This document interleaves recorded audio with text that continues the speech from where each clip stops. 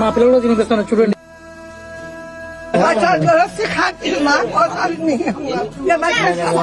పిల్లలు మా పిల్లలు తిన్నప్పుడే మీకు తినిపించేది.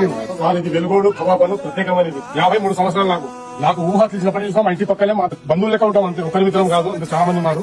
ఈ కవర్ ఎటువంటి పాపాయం లేదు. పాలు, చక్కెర, రవ్వ.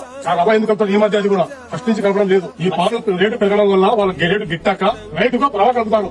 మా ఆత్మసాక్షి చెప్తున్నాను. వ్యాపారం వచ్చి హిందూ ముస్లిం ఒకే బయలాగా ఉంటాము. వచ్చి మీరు చెక్ చేసుకోండి. మా ఇంటిగా వచ్చి మీ ముందుగా కవర్ చేస్తాము. దానిలో ఏం వేస్తున్నాము ఏమో మీ చూడాలి. ఒక మనిషి పట్టి నెక్ పెట్టి మీరు ఇది చేస్తే మనిషి టెన్షన్ అవుతాడు.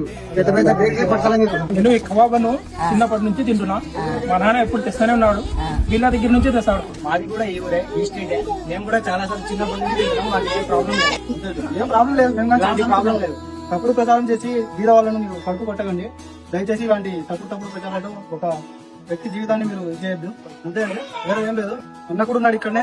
చాలా మంది పిల్లలు చూడండి.